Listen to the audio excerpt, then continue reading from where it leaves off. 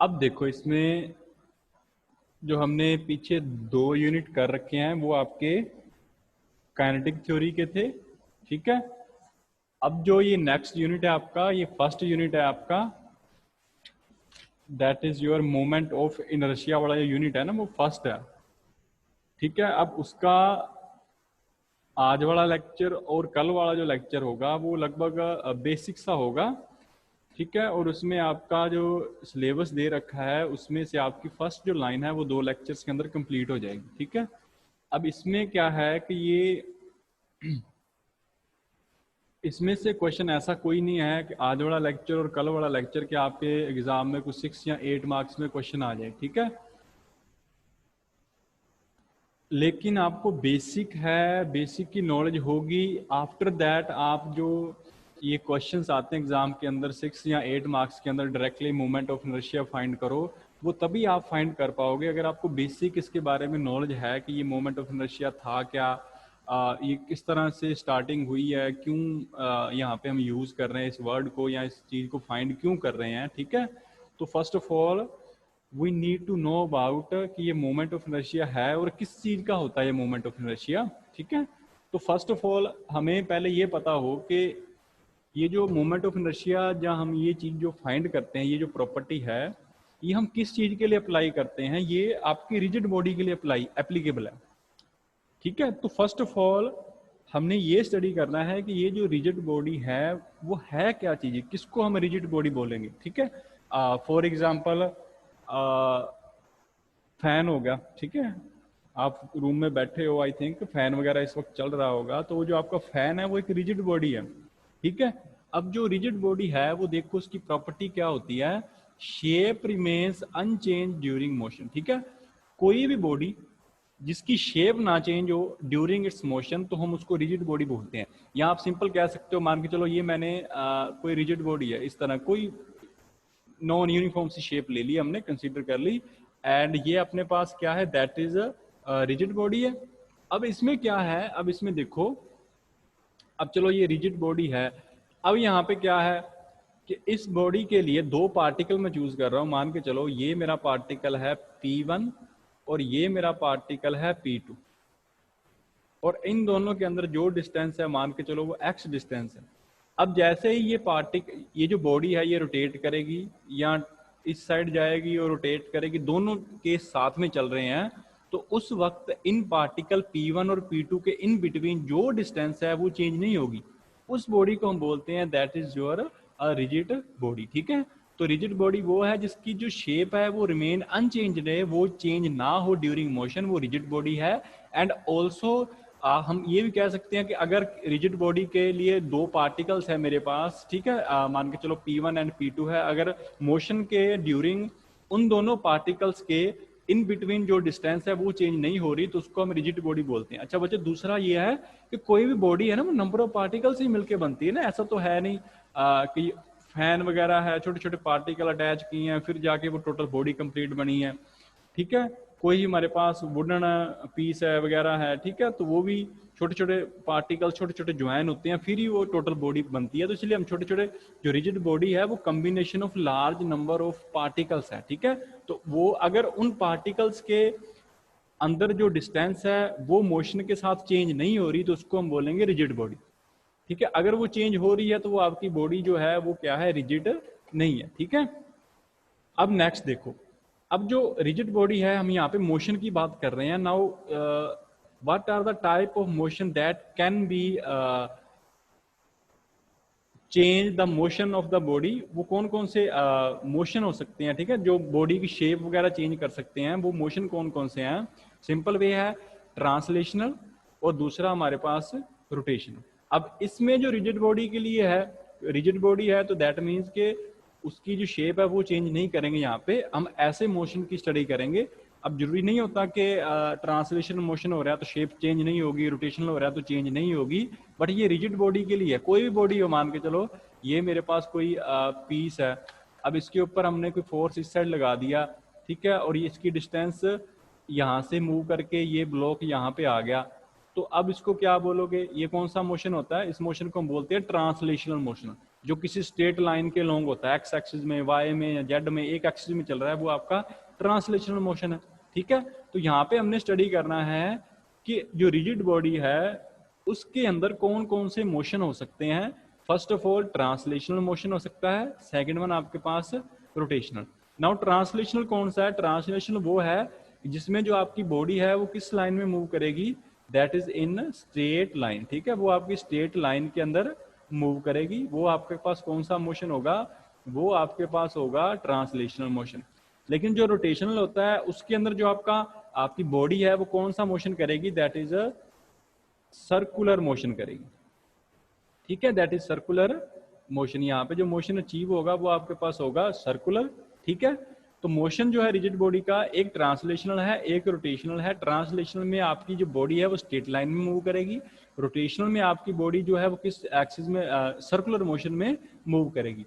अब जो अगर स्ट्रेट लाइन में मूव कर रही है तो उसके अंदर क्या होगा, जितने भी उस बॉडी के पार्टिकल्स हैं उन सभी की वेलोसिटी क्या रहेगी? सेम रहेगी।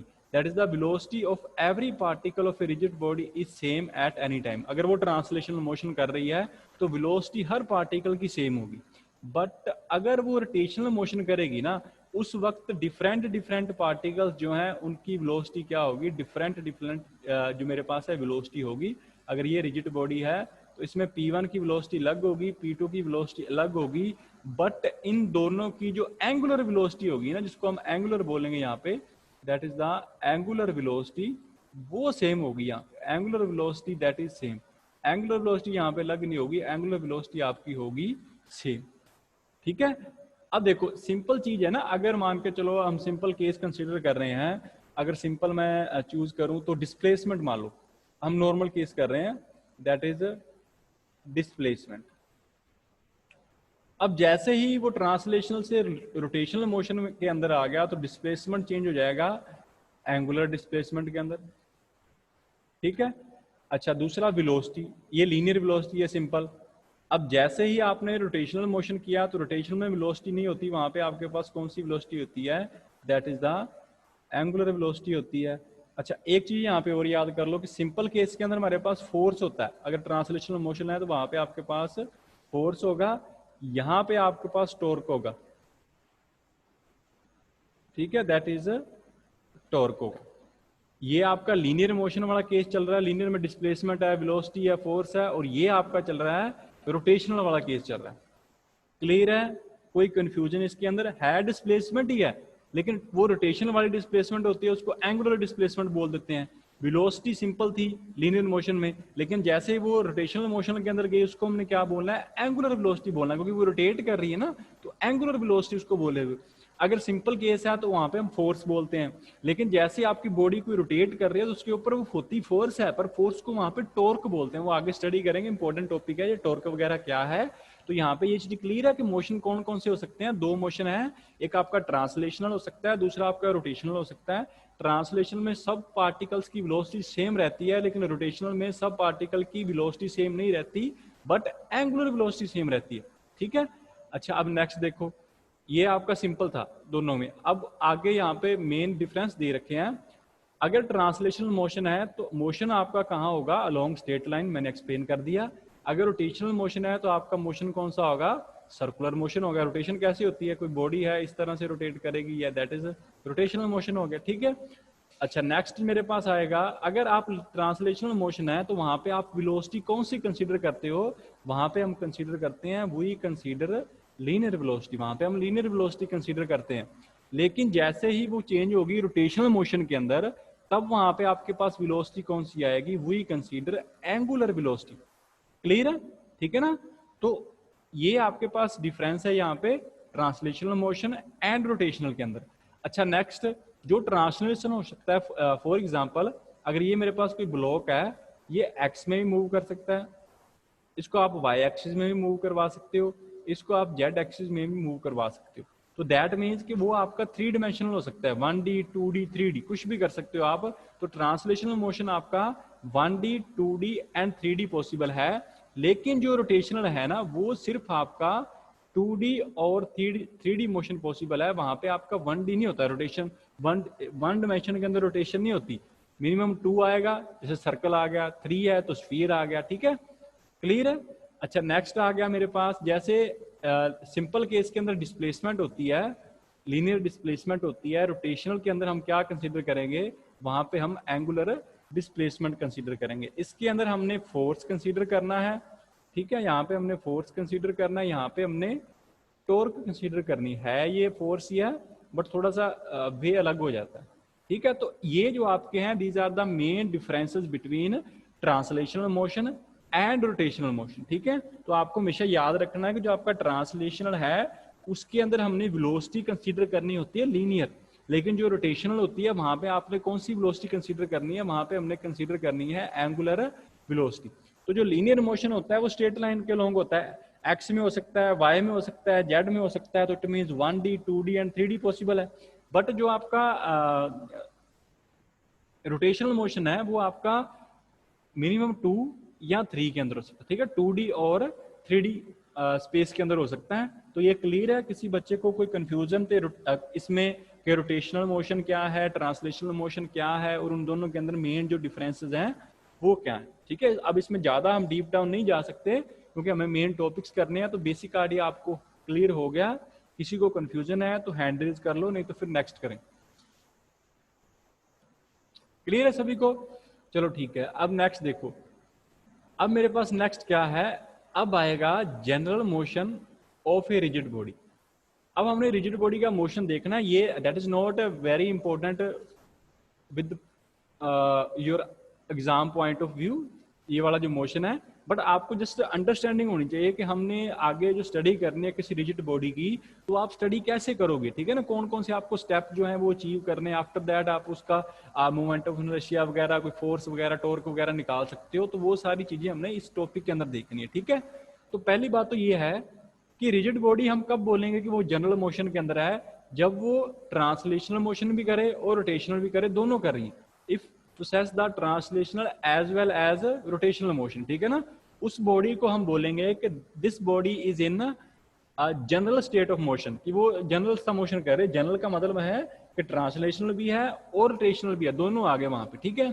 तो अगर हमने किसी बॉडी की ये स्टडी करनी है कि वो मोशन के अंदर है या नहीं है, या उसके बारे में कोई भी नॉलेज अगर हमने फाइंड करनी है, तो हम क्या करेंगे, हमें वहां पे दो चीजों के बारे में पता होना चाहिए। पहला तो उस बॉडी की पोजीशन क्या है, its position at each instant of time, her time पे आपको पता हो कि वो बॉडी किस पोजीशन पे है। अच्छा, सेकंड, हमें ये भी पता हो कि वो रोटेट कैसे हो रही है, it's orientation at each instant, ठीक है। तो दोबारा मैं एक्सप्लेन कर रहा हूं कि जो आपका जनरल मोशन होता है ना, उसका मतलब होता है कि रिजिड बॉडी में ट्रांसलेशनल और रोटेशनल दोनों हो रहे हैं एट दैट टाइम, ठीक है। और अगर हमने उस मोशन की स्टडी करनी है तो पहले तो आपको उस बॉडी की पोजीशन पता हो वो कौन सी है।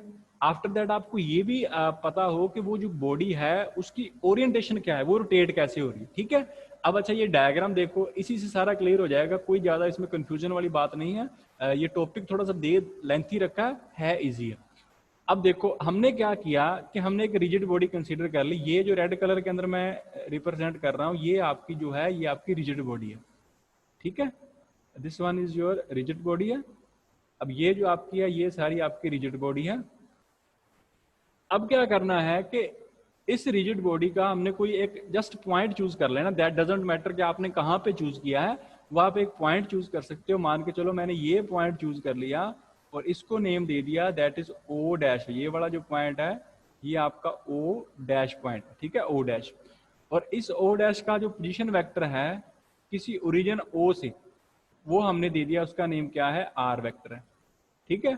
अब ये जो ओ पॉइंट हमने लिया ना, ये ओ पॉइंट है, ये किस एक्सिस का है, ये आपका जो पोजीशन स्पेस होगा ना, कि जहां पे आपने उस बॉडी को चेक करना है कि वो बॉडी जो है आपकी, वो एक्स पे किस पॉइंट पे है, वाई पे किस पॉइंट पे है, जेड पे किस पॉइंट पे है।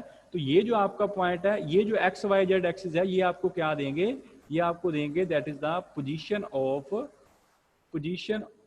Rigid body. ये आपको रिजिड बॉडी की पोजीशन प्रोवाइड करवाएंगे, ठीक है, पोजीशन ऑफ रिजिड बॉडी। ये जो आपकी एक्स एक्सिस है, मैं रेड कलर में डोनेट कर देता हूँ, this one is x axis, ये आपकी वाई एक्सिस है और ये आपकी जेड एक्सिस है। ये आपको उस रिजिड बॉडी की पोजीशन प्रोवाइड करवाएंगे कि वो जो आपकी बॉडी है वो किस पोजीशन के ऊपर है, ठीक है ना, क्लियर है। ये आपकी एक रिजिड बॉडी है और उस रिजिड बॉडी का हमने कोई एक पॉइंट चूज कर लेना, किसी पार्टिकल को चूज कर लेना जिसकी जो पोजीशन वेक्टर है ओ सेंटर से क्या है, आर वेक्टर है। हमेशा हमने ऐसे ही करना है, कोई बॉडी लेनी है तो एक ओ हमने एक्सिस चूज करनी है जहां से उसकी पोजीशन फाइंड करनी है, ठीक है। तो ये ओ जो है ये आपको पोजीशन दे रहा है रिजिड बॉडी की। अच्छा नेक्स्ट देखो, अब हमने ये तो काम कर लिया, its position at each instant of time, तो अब हमें उसकी पोजीशन पता लग जाएगी। अब अगर ये आपकी बॉडी है, ये जो मैंने रेड कलर के अंदर डोनेट किया है, अगर ये इस साइड मूव करने लग जाए किसी वेलोसिटी से, ठीक है, जस्ट ट्रांसलेशनल मोशन कह रहा हूं मैं, not rotational motion, only translational motion, कि अगर वो मूव करने लग जाए, अब वो मूव करके मान के चलो वो आपकी बॉडी यहाँ पे आ गई, तो यहाँ पे आएगी तो ये आपका आर भी तो चेंज हो गया ना, अब ये आर यहाँ पे आ जाएगा इस पॉइंट पे, अब ये आपका आर हो गया, ठीक है। तो इट मीन्स कि ट्रांसलेशनल मोशन के साथ आपका जो ये पोजीशन वेक्टर है ना आर, उस ओ डैश पॉइंट का, वो भी क्या होगा, चेंज होगा। ये चीज क्लियर है। किसी बच्चे को इस फर्स्ट पॉइंट में कोई प्रॉब्लम कि आप उस बॉडी की पोजीशन कैसे फाइंड करोगे, आपने एक एक्सिस लेट करनी है, ठीक है, उस एक्सिस के विद रिस्पेक्ट टू आपने किसी पार्टिकल का, उस रिजिड बॉडी के पार्टिकल का आपने एक पोजीशन वेक्टर प्रोवाइड करवा देना है। ये ना वैसे ही है जैसे हमने प्रीवियस सेम के अंदर किया था, अगर किसी को याद है इनर्शियल फ्रेम ऑफ रेफरेंस, जैसे हमने वहां पे इस तरह से तीन एक्सिस ड्रॉ की, दैट इज एक्स एक्सिस है, ये मेरे पास वाई एक्सिस है और ये जेड एक्सिस है। फिर हमने बोला कि ये मान के चलो ये कोई मेरे पास स्पेसशिप है, वो इस साइड मूव कर रही है वी वेलोसिटी से, तो हमने ये स्पेसशिप क्या है, ये जो यहाँ से लेकर यहाँ तक है वो हमने आर वेक्टर ऐसे तो वहां पे सपोज किया था ना, वो भी सेम केस यही है, बस यहाँ पे अब ये स्पेसशिप नहीं है, अब यहाँ पे क्या आ गई, ये आपके पास आ गई रिजिड बॉडी। क्लियर है। किसी बच्चे को फर्स्ट पॉइंट में कोई प्रॉब्लम कि आप उस बॉडी की पोजीशन वगैरह कैसे फाइंड करोगे, जस्ट पोजीशन, हमने अभी तक ट्रांसलेशनल मोशन जो है कि वो घूमेगी कैसे, रोटेट कैसे करेगी, वो हमने यहाँ पे डिस्कशन नहीं किया। क्लियर है, कोई कंफ्यूजन, ठीक है, हो जाएगा। अब देखो कि अगर हमने ये फाइंड करना है कि वो रोटेट कैसे हो रही है, तो अगर रोटेशन आपने चेक करनी है तब आपको क्या करना होगा, आपको तीन एक्सिस फिर आपको असाइन करनी होगी, लेकिन अब वो तीन एक्सिस कहाँ पे असाइन करनी है, उस रिजिड बॉडी को असाइन करनी है। जैसे यहाँ पे देखो, ये जो आपकी है फर्स्ट वन, ये आपकी एक्स डैश एक्सिस है, ये आपकी वाई डैश एक्सिस है और ये आपकी जेड डैश एक्सिस है। ये हमने किस बॉडी को दी है, जो ये आपकी रिजिड बॉडी है इसको साइन की है, क्योंकि अब हमने इसकी रोटेशन चेक करनी है, इसकी रोटेशन जो है वो क्या है, ठीक है। और ये आपका इसके लिए सेंटर पॉइंट हो गया आपका ओ डैश। ये तो आपको क्या बता रहा था, that is the position of rigid body, ये तो आपको पोजीशन देगा रिजिड बॉडी की। क्लियर है। लेकिन जो आपका ओ डैश पॉइंट है, अब ये आपको क्या प्रोवाइड करवाएगा, that is the rotation of rigid body. ये आपको रिजिड बॉडी की रोटेशन प्रोवाइड करवाएगा। इसमें किसी बच्चे को कोई कंफ्यूजन है कि ये आप ट्रांसलेशनल किस तरह से फाइंड करोगे, आप रोटेशनल किस तरह से फाइंड करोगे, क्लियर है, कोई कंफ्यूजन तो नहीं है, ठीक है ना। कि जब भी आपने कोई जनरल मोशन चेक करना है किसी रिजिड बॉडी का, तो वो आप कैसे फाइंड करोगे, सिंपली है, फर्स्ट ऑफ ऑल आपको उसकी पोजीशन पता हो, आफ्टर दैट आपने उसकी ओरिएंटेशन फाइंड करनी है, बस ये दो ही काम है। क्लियर है। इसमें बहुत कुछ लिख रखा है और सारा जो है उसका मीनिंग यही है, बस आपने ये दो चीजें फाइंड करनी है और कैसे फाइंड करनी है वो आप इस तरह से फाइंड करोगे, ठीक है। अच्छा नेक्स्ट क्या है, अब देखो इसमें, अब ये ट्रांसलेशनल मोशन भी कर रहा है, दोनों कर रहे हैं, जनरल मोशन है कि इस साइड भी रोटेट कर रहा है, सॉरी ट्रांसलेशनल मोशन है इस एक्सिस में मूव कर रहा है और साथ में वो रोटेट भी कर रहा है। तो अब ये जो, अब अगर आप दोनों केसेस को कंपोजिट स्टडी करोगे, इकट्ठी स्टडी करोगे, तो उस टाइम पे ये जो आपका स्टडी है ना थोड़ी सी कॉम्प्लेक्स हो जाती है, आप कंफ्यूज हो जाओगे कब ट्रांसलेशनल हो रहा है, कब रोटेशनल हो रहा है। थोड़े से टाइम के बाद में आर चेंज हो जाएगा, अगर आर चेंज हो गया तो रोटेशन चेंज हो जाएगी, फिर कुछ टाइम के बाद में आर फिर चेंज हो जाएगा, आर चेंज हो गया तो रोटेशन फिर चेंज हो जाएगी, ठीक है। तो उसके विद रिस्पेक्ट टू थोड़ी सी ये आपकी स्टडी है वो कॉम्प्लिकेटेड हो जाएगी, ठीक है। तो वो स्टडी जो है हमने कॉम्प्लिकेटेड नहीं करनी, इसलिए बीएससी के अंदर आप ट्रांसलेशनल मोशन की स्टडी नहीं करोगे, आप जस्ट किसकी स्टडी करोगे, ओनली रोटेशनल मोशन की स्टडी करोगे यहाँ पे, ठीक है। तो जो रोटेशनल मोशन है वो किस तरह से होगा, रोटेशनल मोशन में क्या होगा, उसके जो इक्वेशन ऑफ मोशन है वो कैसे होंगे, एंड वो क्वेश्चन आपका इंपॉर्टेंट है, मे बी एग्जाम के अंदर आ जाए। मैंने अभी क्वेश्चन पेपर चेक नहीं किए आपके, ठीक है, लेकिन वो क्वेश्चन इंपॉर्टेंट है। अभी तक जो किया इसमें से तो कुछ नहीं आ सकता, मे बी रिजिड बॉडी की डेफिनेशन आ जाए, बाकी इसमें से कुछ एक्स्ट्रा नहीं आएगा। ठीक है, अब देखो, अब ये तो क्लियर है कि हम ट्रांसलेशनल और रोटेशनल मोशन दोनों को इकट्ठा यहाँ पे स्टडी नहीं करेंगे इस बीएससी के अंदर। हमने जस्ट किसकी स्टडी करनी है, ओनली उसके रोटेशनल मोशन की। अच्छा, अब नेक्स्ट देखो, अब ना अगर आपको याद है कि हमने ट्रांसलेशनल मोशन 8th 9th के अंदर किए थे, वहां पे हमने ऐसी कुछ इक्वेशंस की थी कि v square minus u square is equal to 2as। एक इक्वेशन होती थी s is equal to u t plus 1/2 a t²। याद है सभी को? ये इस टाइप की इक्वेशंस होती हैं equation of motion, linear motion के लिए।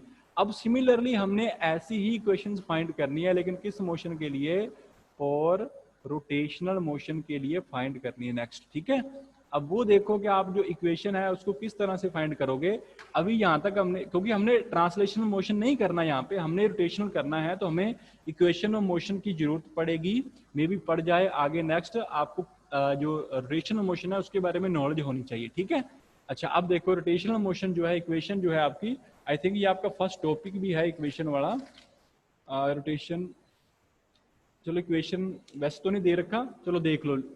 अब देखो नेक्स्ट मेरे पास क्या है, नेक्स्ट आएगा यहाँ पे इक्वेशन ऑफ रोटेशनल काइनेमेटिक्स। ठीक है, कि जो आपकी रोटेशनल मोशन है उसकी अगर हमने इक्वेशन निकालनी है तो वो आप कैसे फाइंड करोगे। देखो यहाँ पे हमने फर्स्ट ऑफ ऑल क्या किया, हमने एक रिजिड बॉडी कंसीडर किया, अब वो रोटेट हो रही है किसी फिक्स एक्सिस। ये जो एक्सिस है जो मैंने अभी रेड कलर से ड्रॉ किया है ना, इस एक्सिस के अलोंग वो क्या कर रही है, रोटेट कर रही है, और इस एक्सिस को हमने नेम दे दिया जेड एक्सिस है। ये जो डॉट के अंदर रिप्रेजेंट कर रखे हैं ना इस तरह से, ये रोटेशन रिप्रेजेंट कर रहा है कि ये इस तरह से इसके अराउंड क्या कर रही है, ये जो बॉडी है वो क्या कर रही है, रोटेट कर रही है। Is it clear? और ये आपका कोई ओ पॉइंट है, सेंटर पे कंसीडर कर लो, आपका ओ पॉइंट है। ठीक है, और ये जो आपकी बची है बाकी, वो आपकी ब्लैक कलर के अंदर ये एरो से रिप्रेजेंट कर रखा है, ये क्या है आपकी, that is your rigid body. अब देखो यहाँ पे क्या होगा कि जब आपका time t is equal to 0 है, बिल्कुल स्टार्टिंग के ऊपर, अब बिल्कुल स्टार्टिंग के ऊपर क्या होगा कि आपका जो पार्टिकल है ना, अब वो बच्चे आपका स्टार्टिंग में इस पी नोट पॉइंट पे है, बिल्कुल t इज इक्वल टू 0 पे, at t is equal to 0 हमने एक पार्टिकल चूज करना है ना। ऐसे हमने किया रिजिड बॉडी के अंदर, क्या करना है कि आपने एक पार्टिकल चूज करना है, पहले उसकी आपने पोजीशन लिखनी है, बाद में उसकी रोटेशन होगी तो उसके विद रिस्पेक्ट टू आपने रोटेशन लिखनी है। तो अब स्टार्टिंग में हमने ये कंसीडर किया कि जो आपका पार्टिकल था, अब हम ट्रांसलेशनल मोशन तो स्टडी करेंगे नहीं, हम यहाँ पे स्टडी करेंगे रोटेशनल मोशन। तो स्टार्टिंग में मान के चलो जो आपका पार्टिकल था वो पी नोट पॉइंट पे था, ये पी नोट पॉइंट पे है, और इसकी डिस्टेंस कितनी थी, आर थी। ये आ गया let particle be at P nought. अब कुछ टाइम के बाद में आफ्टर टाइम टी आपका जो पार्टिकल है वो कहाँ चला गया, इस पी पॉइंट के ऊपर आपका पार्टिकल चला गया। देख लो अब वो पार्टिकल कहाँ चला गया, इस पॉइंट पे, क्योंकि वो रोटेट हो रहा है ना इस साइड, मान के चलो वो रोटेट हो रहा है कंटिन्यूसली, रिजिड बॉडी रोटेट कर रही है। तो पहले वो पी नोट पे था, अब वो कहाँ पे चला गया, पी पे चला गया। और अब वो पहले पी नोट पे था, अब पी पे चला गया। अच्छा देखो, अब ये इक्वेशन है, इस तरह से लाइन है, पहले वो पी नोट पे था, अब वो पी पे चला गया, तो हम इसको बोलते हैं कि उसकी डिस्प्लेसमेंट होगी। पर अब वो रोटेशन के अंदर डिस्प्लेसमेंट है तो उसको आप बोलोगे एंगुलर डिस्प्लेसमेंट। तो यहाँ पे जो एंगुलर डिस्प्लेसमेंट है वो आपकी क्या है, थीटा जो है ना, इतने से रोटेट हो गया, इसको बोलते हैं that is the angular displacement. किसी बच्चे को इसमें कोई प्रॉब्लम कि ये एंगुलर डिस्प्लेसमेंट क्या है, क्लियर है ना, क्योंकि वो रोटेट कर रहा है, हुई डिस्प्लेसमेंट ही है। पहले वो पी नोट पे था स्टार्टिंग में, जैसे टाइम टी के बाद में चला गया पी पॉइंट के ऊपर, तो अब रोटेशन हुई है, तो आपका थीटा क्या है, that is your angular displacement. कोई कंफ्यूजन नहीं है इसमें, ठीक है। अच्छा अब नेक्स्ट हमने क्या सपोज करना है, नेक्स्ट हमने ये सपोज करना है कि स्टार्टिंग, बिल्कुल स्टार्टिंग में अब ये रोटेट कर रहा है, तो रोटेट करेगा तो उसकी एक्सेलेरेशन होगी। अब वो रोटेशन के अंदर एक्सेलेरेशन नहीं बोलोगे आप, उसको क्या बोलोगे, एंगुलर एक्सेलेरेशन बोलोगे, और उसको डोनेट करते हैं अल्फा से, ए, जैसे सिंपल के अंदर हम ए से डोनेट करते हैं, ए का मतलब एक्सेलेरेशन होता है, ये कौन सी होती है, ये आपकी लीनियर एक्सेलेरेशन होती है, दैट इज लीनियर एक्सेलरेशन। लेकिन अल्फा जो है वो आपकी कौन सी एक्सेलरेशन है, that is your angular acceleration है। क्लियर है, कोई कंफ्यूजन तो नहीं ना इसमें। अल्फा आपकी लीनियर एक्सेलरेशन है, और सॉरी ए जो होती है लीनियर होती है, बट अल्फा जो होती है ना वो आपकी एंगुलर एक्सेलरेशन होती है, ठीक है। अच्छा अब नेक्स्ट देखो, अब मेरे पास है ओमेगा नोट। अब आप, हमें पता है कि ये जो आपकी बॉडी है वो किसी वेलोसिटी से रोटेट भी कर रही है ना, मूव कर रही है किसी वेलोसिटी से, तो इसकी इनिशियल एंगुलर वेलोसिटी है वो मान के चलो ओमेगा नोट है, जिस वेलोसिटी से वो मूव करेगी। अगर एक्सेलरेशन है तो बच्चे वेलोसिटी तो होगी ना, एक्सेलेरेशन का फॉर्मूला क्या होता है, dv बाई dt। अगर वेलोसिटी होगी तो वेलोसिटी के लिए फॉर्मूला क्या होता है आपका, dx by dt, change in displacement by time. तो ये फॉर्मूले लीनियर के अंदर होते हैं। अब सिमिलरली जो आपकी रोटेशनल मोशन होगा उसमें अल्फा क्या हो जाएगा, वेलोसिटी बाय टाइम होता है ना। तो वेलोसिटी अभी यहाँ पे डी ओमेगा वेलोसिटी है और टाइम मेरे पास क्या है, dt है। चलो ये ठीक है। अगर ओमेगा फाइंड करना है तो वो फिर क्या आएगा, नीचे तो dt आएगा, डिस्प्लेसमेंट बाय टाइम होता है ना, और यहाँ पे डिस्प्लेसमेंट क्या है, थीटा। तो ये मेरे पास आएगा डी थीटा। तो कुल मिला के ना दोनों लीनियर और जो रोटेशनल मोशन है वो लगभग सेम जैसे ही है, बस हमने नोटेशन चेंज कर दी। अगर लीनियर में हमारा मोशन था तो दैट मीन्स वहां पे एक्सेलेरेशन ए थी, जैसे वो रोटेशनल के अंदर चला गया वहां पे एक्सेलेरेशन आपकी अल्फा हो जाएगी, ठीक है। और लीनियर के अंदर वेलोसिटी v थी, जैसे वो दूसरे के अंदर चला गया रोटेशनल के अंदर, वहां पे उसकी जो वेलोसिटी है वो आपकी क्या हो जाएगी, ओमेगा हो जाएगी, ठीक है। तो इसमें कंफ्यूज नहीं होना। अब देखो, अब ये जो चीज क्लियर है, स्टार्टिंग में आपका पार्टिकल पी नोट पे था, अब कुछ टाइम के बाद में पार्टिकल आपका पी पॉइंट पे चला गया। अब इसका मतलब उसकी कोई डिस्प्लेसमेंट हुई है तो उसको हम बोलेंगे theta, that is the angular displacement of the body. अब अल्फा सपोज करो कि वो एंगुलर एक्सेलेरेशन है, तो उसकी जो वेलोसिटी होगी इनिशियल पी नोट पॉइंट पे वो ओमेगा नोट है, इस पॉइंट पे आपकी ओमेगा नोट थी, और ये जो ओमेगा है वो किस पॉइंट पे है, पी पॉइंट पे उसकी जो एक्सेलेरेशन है, सॉरी एक्सेलेरेशन नहीं, वेलोसिटी जो है एंगुलर वेलोसिटी, वो मेरे पास क्या हो जाएगी, ओमेगा। ये चीज क्लियर है? किसी बच्चे को कंफ्यूजन इस डायग्राम के अंदर के कौन सा हमने पार्टिकल चूज किया, हमने सपोज किया पी नोट पार्टिकल है। अब वो टी टाइम के बाद में कहाँ चला जाएगा, वो आपका पार्टिकल चला जाएगा पी पॉइंट के ऊपर, ठीक है। तो अगर वो मूव किया है तो डिस्प्लेसमेंट होगी, डिस्प्लेसमेंट हो तो वेलोसिटी होगी, वेलोसिटी है तो एक्सेलेरेशन होगी, ठीक है। तो थीटा डिस्प्लेसमेंट थी और ये दोनों वेलोसिटी थी और ये आपकी क्या थी, एक्सेलेरेशन थी। क्लियर है? इसमें कोई कंफ्यूजन है? किसी बच्चे को कंफ्यूजन है तो बच्चे हैंड रेज कर लो।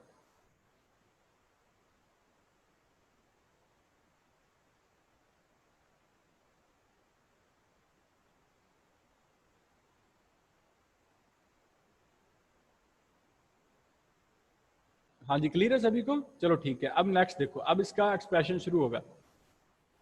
अब देखो यहाँ पे मेरे पास क्या है, अभी मैंने करवाया है, इस चीज को दोबारा देख लो अच्छे ढंग से, कि अगर थीटा डिस्प्लेसमेंट है, ये आपके पास डिस्प्लेसमेंट है,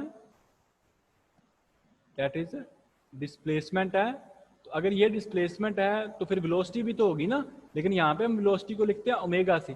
तो ओमेगा मेरे पास क्या हो जाएगा, D theta by d T, इसको याद रखो। अच्छा, अगर आपके पास ओमेगा जो है वो वेलोसिटी है तो इसकी फिर एक्सेलेरेशन भी तो होगी ना। एक्सेलेरेशन को हमने लिखना है अल्फा से। एक्सेलेरेशन क्या होती है, change in velocity by time. तो ये आ गया d omega by d T. हाँ जी बच्चे, इसमें किसी को कोई प्रॉब्लम की एक्सप्रेशन कैसे आएगा, वो आपका लीनियर वाले चल रहा है। एक्सेलेरेशन को क्या लिखते हैं, d v by d t, और यहाँ पे ये चेंज हो गया कि एक्सेलेरेशन की जगह अल्फा आ गया, ये अल्फा आ गया, और बी की जगह डी ओमेगा आ गया, d omega by d T. कोई कंफ्यूजन नहीं है? क्लियर है?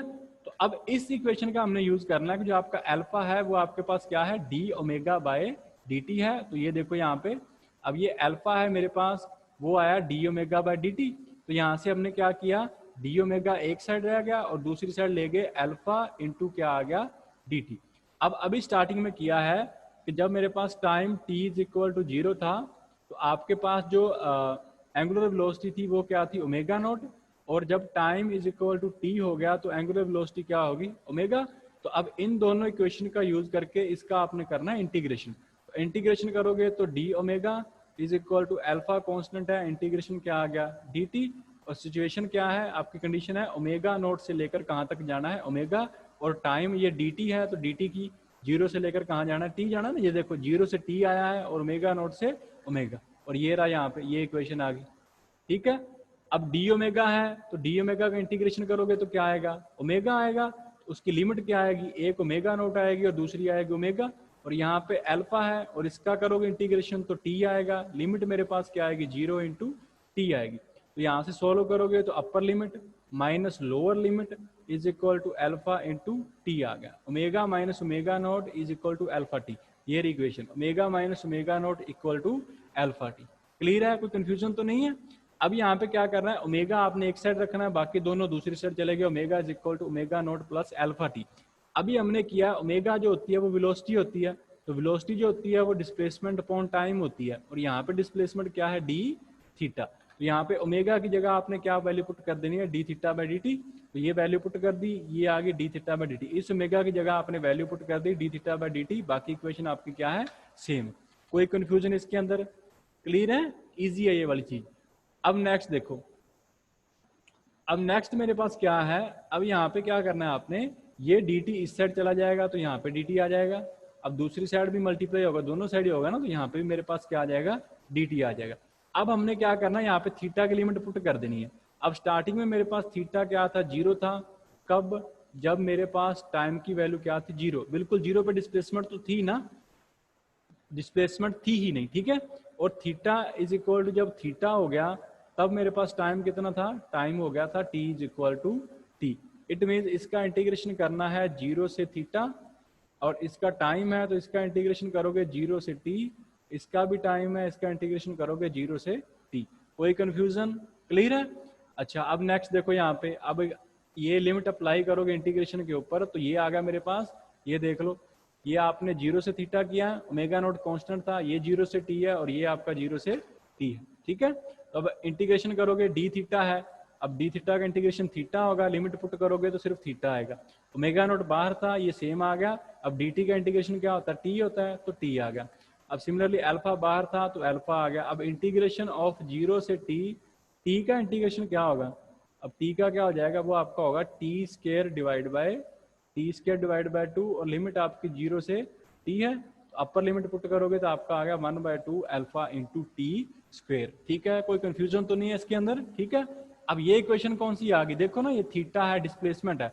अभी हमने इक्वेशन लिखी थी s is equal to u t plus half a t square, वैसी इक्वेशन है ना। ये डिस्प्लेसमेंट थी, ये इनिशियल वेलोसिटी थी, ये एक्सेलरेशन थी। अब ये सेम वही चीज आ गई, ठीक है ना, बस रोटेशनल मोशन चेंज हुआ है, बस बाकी आपकी इक्वेशन सेम है, इक्वेशन नहीं चेंज हुई, ठीक है ना। अब नेक्स्ट देखो, नेक्स्ट क्या है आपके पास, कि जो आपका अल्फा होता है, जो आपकी एक्सेलरेशन होती है, वो वेलोसिटी बाय टाइम होती है, D omega by d T लिख दिया। अब यहाँ पे क्या करो, डी थीटा से आपने डिवाइड कर दिया, और डी थीटा से आपने क्या कर दिया, मल्टीप्लाई। अब ये जो d theta by d t होता है, ये देखो ना, दोबारा मैं करवा देता हूँ, ये d omega by d t था, आपने क्या किया, डी थीटा से मल्टीप्लाई और डी थीटा से कर दिया divide, d theta into d theta divide by d t आ गया।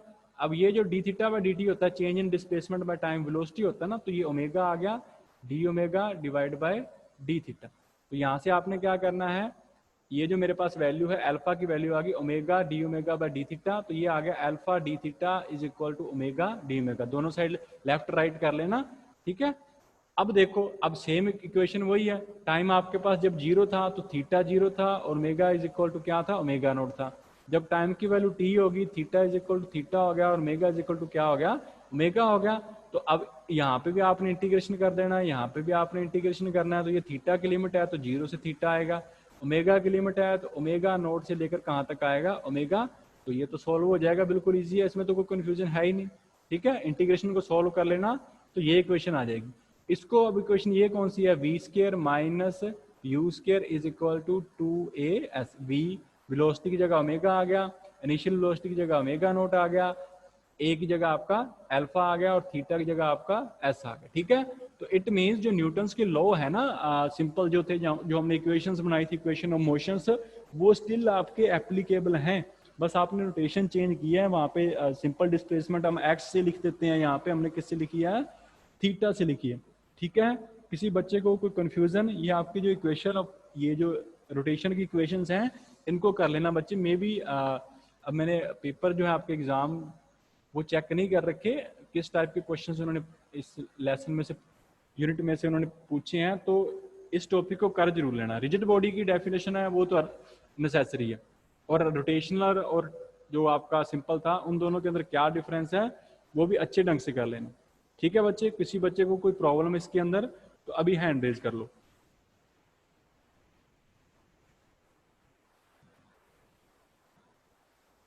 क्लियर है, ठीक है बच्चे, फिर नेक्स्ट कल नेक्स्ट लेक्चर के अंदर करते हैं, ठीक है बच्चे, थैंक यू।